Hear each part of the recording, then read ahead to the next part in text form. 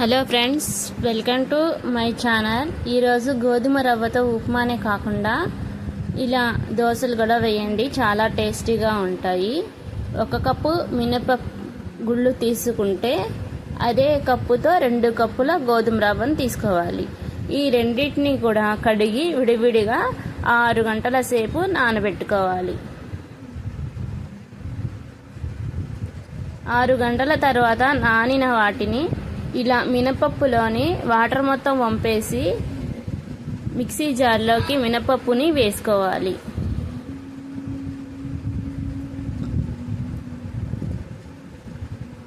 ఇప్పుడు గోధుమ రవ్వను కూడా నీళ్లు మొత్తం వంపేసి మిక్సీ జార్లోకి వేసుకోవాలి. తగినన్ని నీళ్లు పోసుకొని మనం నార్మల్ దోశ పిండి బ్యాటర్ లాగా రెడీ చేసుకోవాలి. ఇంత మెత్తగా ఉంటే సరిపోతుంది. ఇప్పుడు ఒక బౌల్లోకి తీసుకుందాం.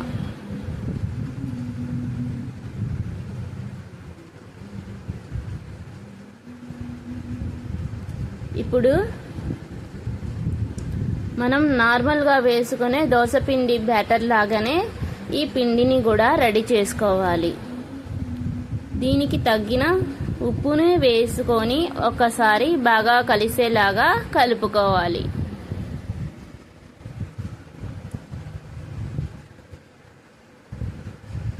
వెయిట్ లాస్కి కూడా ఎంతగానో ఉపయోగపడుతుంది ఈ గోధుమ రవ్వ దోశలు. చాలా టేస్టీగా కూడా ఉంటాయి. 1కి 4 తినేస్తారు, అంత రుచికరంగా ఉంటుంది.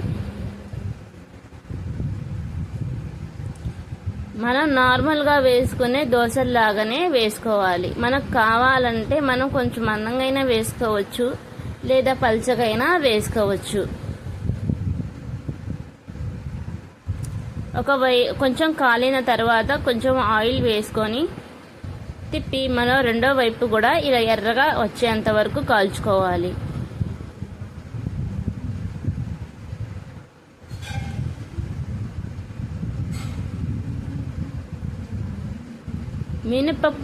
మినపప్పు బియ్యంతో వేసుకునే నార్మల్ దోశల్లా కాకుండా ఇలా గోధుమ రవ్వతోటి ఇలా ఒకసారి వేసుకోండి. ఇవి చాలా టేస్టీగా ఉంటాయి.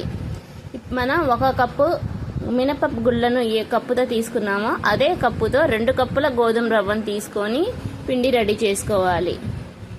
నేనైతే కనుక ఇప్పుడు గోధుమ రవ్వ ఇంకా పల్లీ చట్నీతో అయితే తీసుకున్నాను. నా వీడియో కనుక మీకు నచ్చినట్లయితే ప్లీజ్ లైక్ చేయండి, షేర్ చేయండి,